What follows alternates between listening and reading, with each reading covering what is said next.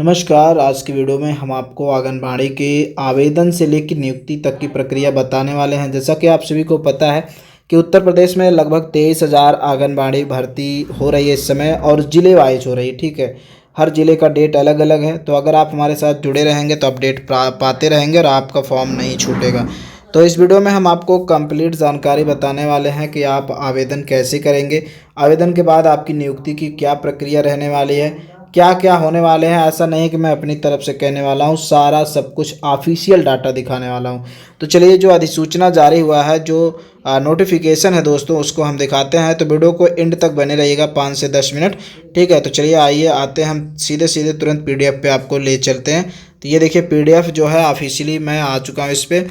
और दोस्तों मैं आपको बताना चाहूँगा, ये देखिए कब ये डाटा जारी हुआ है और इसके क्या क्या है। जो सचिव हैं अनामिका जी हैं, यहाँ पर कैसे आपका सिलेक्शन होगा, एग्ज़ाम होगा, क्या होगा, सारी चीज़ें दी गई हैं। ठीक है, तो उत्तर प्रदेश समस्त जिलाधिकारी उत्तर प्रदेश, ये 30 पेज का है। अगर आप खुद अपने मोबाइल में पढ़ना चाहते हैं तो इसको मैं अपने टेलीग्राम के चैनल पर, जिसका नाम है भीमा चित्रा, ठीक है, आप सर्च करेंगे टेलीग्राम पे, वहाँ से भी पा जाएंगे, या फिर मैंने इसका लिंक दे दिया है दोस्तों। ठीक है, तो आप यहाँ से सर्च करके इस पीडीएफ को डाउनलोड करके आप अपने मोबाइल में देख सकते हैं।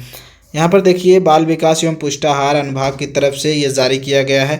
हालांकि ये भर्ती पिछले 2-3 साल से पेंडिंग में है दोस्तों। तब 58,000 आ रही थी, अब ये 58,000 से घट के 23,000 हो गई। कितने हो गए ये? 23,000। तो आप लोगों का नुकसान हो गया। यहाँ पर एक एक चीज़ थोड़ा डिटेल में समझेंगे।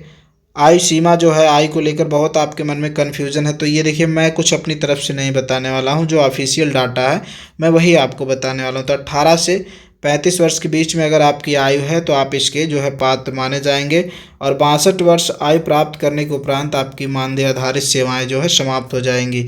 यानी कि आप 62 वर्ष तक जो है नौकरी कर पाएंगे। ठीक है, और जो आपकी सैलरी होगी वो मानदेय रूप से सैलरी आपको मिलती रहेगी। इसके बाद जो चयन हेतु पात्रता है, यानी कि किसका चयन होगा, तो देखिए सर्वप्रथम आंगनबाड़ी कार्यकर्ती के कुल रिक्त पदों के सापेक्ष 50% पदों पर आंगनबाड़ी कार्यकर्ती भर्ती हेतु अपेक्षित अर्हता पूर्ण करने वाली आंगनबाड़ी सहायिका का चयन कार्रवाई की जाएगी, जिसकी प्रक्रिया निम्नवत है। सर्वप्रथम आपको अपेक्षित अर्हता रखने वाली ग्रामीण क्षेत्रों की उसी ग्राम की, ठीक है, ये देखिए यहाँ पर एक जो आपका और प्रश्न रहता है उसी ग्राम की, यानी कि अगर आप दूसरे ग्राम की हैं और आपके गांव में जो है आंगनबाड़ी के पद रिक्त नहीं है, तो ऐसा नहीं कि आप उस दूसरे गांव में भर देंगे। अगर आपके गांव में है खाली, कैसे चेक होता है उसकी भी वीडियो मैंने अपलोड की है कि आपके गांव में पद खाली है या फिर नहीं है। अगर आप चेक करवाना चाहते हैं तो आप कमेंट में बताइएगा आपका कौन सा ज़िला, कौन सा गांव है। हम वीडियो प्रोवाइड करा देंगे, क्योंकि हमारा काम ही यही है। तो हम आप लोगों के लिए पूरा प्रयास करेंगे। देखिए उसी ग्राम का होना चाहिए और शहरी क्षेत्र में उसी वार्ड की स्थिति होनी चाहिए आंगनबाड़ी केंद्र सहायिका, जिसकी न्यूनतम अर्हता, सेवा निर्धारित कट ऑफ डेट और साथ में 5 वर्ष की नियमित सेवा पूरी की हो। ठीक है, और जो योग्यता है वो इंटरमीडिएट देखिए उत्तीर्ण, कम से कम हाई स्कूल वाले नहीं भर सकते हैं। और ये रिपोर्ट आप देखिए 50 वर्ष से अधिक आपका चयन नहीं किया जाएगा। और उम्र आपको पता ही हो गया कि आपका उम्र कितना है, 18 से 35 वर्ष है। अगर ओबीसी एससी हैं तो आपको एज रिलैक्सेशन यानी कि आयु की आरक्षण मिलेगी, जो भी 3 से 5 साल होती है वो आपको आरक्षण दिया जाएगा। ठीक है, इसके बाद ये सारा डिटेल यहाँ पर लिखा गया है। और आगे हम बढ़ते हैं, कुछ और प्रक्रिया जानते हैं। ये 30 पेज का है दोस्तों। आवेदन पत्रों की प्राप्ति के बारे में जान लीजिए। चयन की प्रक्रिया जनपद के जिला अधिकारी द्वारा पूर्णतः किया जाएगा, यानी कि जिसको हम डीएम कहते हैं उनके द्वारा किया जाएगा। ठीक है, और ये आपका जो फॉर्म होगा ऑनलाइन होगा।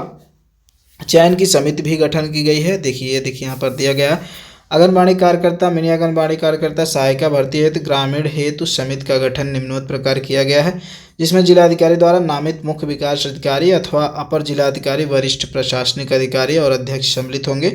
इसके बाद आपका सिलेक्शन होगा। और जो कोरम है, कैसे क्या कोरम है, यहाँ पर देखिए चयन समिति की बैठक में किन्हीं 4 सदस्यों की उपस्थिति अनिवार्य होगी, जिसमें से अध्यक्ष, जिला कार्यक्रम अधिकारी अनिवार्य रूप से उपस्थित रहेंगे। किंतु उसमें अनुसूचित जाति एवं अन्य के जो सदस्य हैं, पिछड़ा वर्ग प्रतिनिधि अनिवार्य होगा। जो सदस्य अनुपस्थित होगा उसका विवरण अंकित किया जाएगा। ये भी यहाँ पर देख सकते हैं।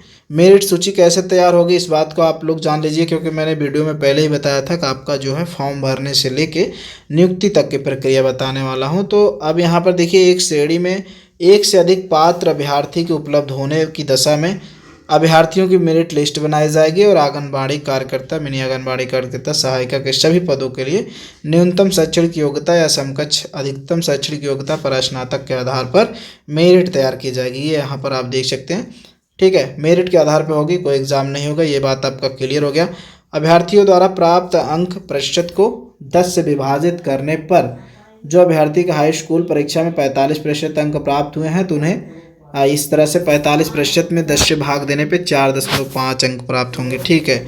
यानी कि आपका जो परसेंट बनेगा उस परसेंट में 10 से भाग दिया जाएगा, उसके बाद जो आपका गुणांक आएगा वही आपका बनेगा। जैसे आप इंटर में 60% पाए हैं तो उसमें 10 से भाग दिया जाएगा तो आपका गुणांक 6 बनेगा। तो इस तरह से कुछ मेरिट बनने वाली है, ठीक है। ये पूरा था।